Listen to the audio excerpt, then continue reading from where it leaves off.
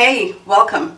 Today I want to talk about life after divorce for women, reclaiming your identity. Relationships are a huge part of our lives, so it's very understandable if you feel like the rug has been pulled from under your feet as a result of a divorce. Subscribe if you're not subscribed already and join the community. So, I want to go through with you some steps that can help you begin to reclaim your identity. First, feel the feelings. When you're going through a divorce, or if you have been divorced already, it can come with all kinds of emotions. You may feel very frustrated, you want to cry, you're hurt, you want to lash out, you're angry, you're confused. You will go through a number of different kinds of emotions. Some people label them the stages of grief or the stages of pain when going through a divorce. It's so important that you allow yourself to feel these feelings. Instead of trying to numb it, instead of trying to escape it, instead of trying to just throw yourself into something else, it's so important that you sit with those feelings. Will it be uncomfortable? Will it be hard? Will it be difficult? Of course, yes. But processing those feelings, allowing yourself to feel it, is the best way to get over it and to get through it so that you come out on the other side healthy.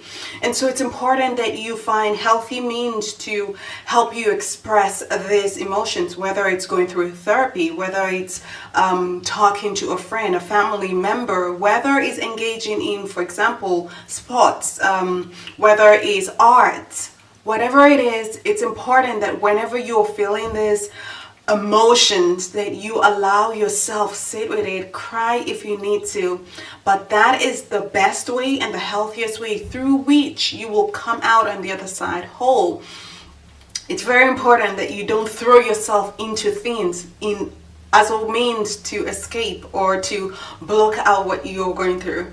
The problem with that is that at some point in your life, that emotion that is unexpressed will show up. It's also the fact that you could carry all that pain that you were trying to avoid into other situations and into other aspects of your life. Okay, another way to help you reclaim your identity following a divorce is to change your perspective. I get it. Maybe you already had a particular identity with this marriage, being in this relationship. Maybe you actually really enjoyed being a wife, or you enjoyed being his wife, and now that identity is gone. Maybe you enjoyed planning and organizing things as a family, for you all to experience as a unit, and now that identity is gone, and that could leave you shattered and broken and unsure of who you are. I get it. So I want you in this moment to begin to change your perspective. Remember that you have gone through an experience, but it does not necessarily change who you are at the core. So maybe you liked the idea of organizing events for your family. Maybe you can rebuild on some of that identity. So maybe now you cannot organize as a unit, but maybe you can find ways to begin to organize exciting events for just you and your kids. Or you can find a way to plug yourself into maybe your kids' school activities and organize events, or into your local community, your church, and just be the organizer that brings people together and puts things together, so that even though you're not able anymore to experience this identity of being the organizer in a family unit, that part of you that likes to organize and bring people together and do things, that part of you is still alive, and you can utilize that aspect of you in another area. And so think about the identities that you have formed as part of a couple, and begin to find ways where even if you cannot become that identity anymore, maybe you can still salvage some of it and reconnect to who you are.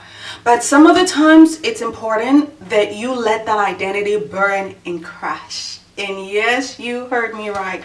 Absolutely. If you always liked to be seen as his wife and you always liked to be a wife, well, maybe at this stage in your life, you need to burn that identity so that you can find you. Now, I'm not saying you're not going to be a wife again, but at this moment this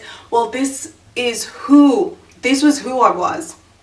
And now, in order for you to move forward, you have to let that identity burn and crash, so that you can rediscover who you are and so that you can reconnect to the true you and create a new identity for yourself. Another step is to rediscover yourself. Think about it this way. Who were you before you got married? Who were you before you became a mother? Who were you before you became the organizer of the family unit? Who were you before you became coupled up? What are your likes? Or what were your likes? What did you enjoy doing? Were you fun, outgoing, laid back? Whatever that part of you is, I want you to reconnect to that part of you. In other words, rediscover yourself again. Find out what you like to do now that you have this new phase of your life. Now that you have a new identity. What are the things you like to do? What are the things that brought you joy in the past? What are the things you're curious about? What are the things you want to explore? I want you to begin to go out. I want you to begin to go online and just Google things, type things up and find things that interest you, things that poke at your curiosity, and go out and explore the city, the town, and just find yourself again and reconnect to those parts of you that make you come alive, that excite you, that bring you joy, because hey, you can do that now. I want to hear from you in the comment. Have you navigated divorce, or are you going through a divorce at the moment? What has helped you and how is this video resonating? Okay, so moving on from those steps, the next is for you to connect. Connect with people, with communities that share your passion. Why? Because when you connect with people who have similar passions, people who have shared interests with you, it makes the burden a lot lighter. It also gives you a supportive community that you can lean on. It helps you to focus more on those things that are important to you, those things that bring you joy and that help you come alive. One such group is called Meetup. And I think if you go on Google and just type it in Meetup, you should be able to find maybe a local community of people who like similar things like you do and connect with them. Maybe it's walking, maybe it's art, maybe it's cycling, maybe it's technology. You know, there are different groups, and you can just go on the internet and you can just type, communities that you are interested in and just connect with people that share those passions. Hey, you're going through a tough time right now, or you've been through a tough time and you're trying to find yourself as a result. You want to surround yourself as much as possible with support, with laughter, with joy, with a bigger purpose for life and a bigger meaning for life that is not just confined to the experience you've been through or are going through.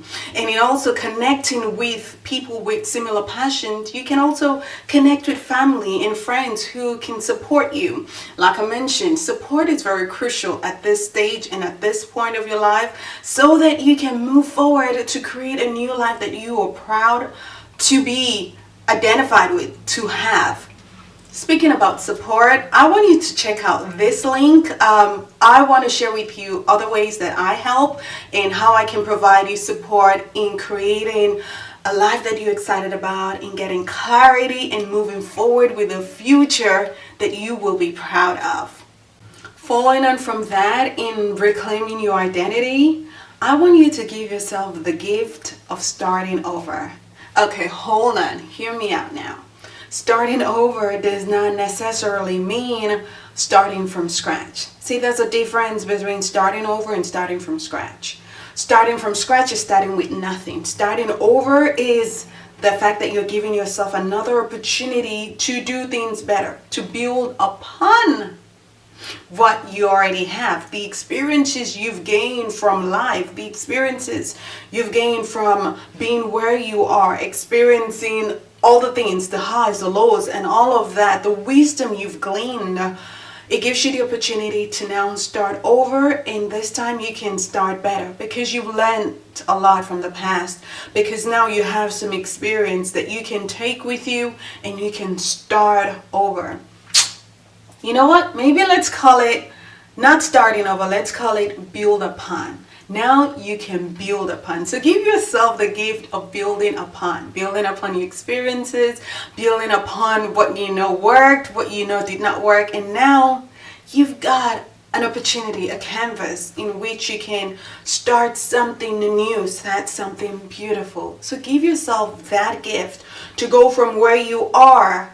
Yes, it hurt, and maybe it still hurts, but that's a pedestal that you can use to climb atop and go where you want to go.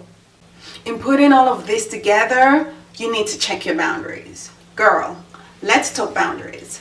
Boundaries is important because it determines who you allow into your space. It determines who can speak into your life. It determines who is permitted into your circle. And so as you're navigating your identity, as you're reclaiming yourself, it is so important that you are careful who you give permission to come into your space, to speak into your life, and to rub off on you. It's okay at this point in your life to say, no, I don't want that, thank you very much. It's okay to say yes to things that are exciting, things that you want to get involved in. And it's okay to refuse permission to people who are going to drain your energy, people who are not going to believe in your goals, in your dreams, and your plans for the future. Maybe you've built your life around a certain identity, and maybe it's been an identity that you like. And unfortunately, divorce has ripped that apart for you. Maybe you are thinking, what will people say? People at work, people in my local community, etc. All of that. But it's your time now. It's your opportunity now to create a new identity. You've got a blank canvas, and no doubt you've been through pain and the experience hurt and maybe still hurting, but you can create a new identity. You can create one that is true, one that is at the core of who you are, an identity that you are excited about. You know, it's like creating life on your own terms right now. Subscribe to this channel if you've not subscribed already and become a part of the community. Give this video a thumbs up if you like it, and share it with other women who need to hear this. I want to hear from you in the comment section. What are your thoughts, and what would you like to see more of on this channel? Grab my free gift, 3 Steps to a Confident You, and check out more information on how I help, all in the description box below, and also on christianasenibor.com. Now, until I see you next week, Sunday, yes, it is a Sunday, check out these videos to help you continue to thrive.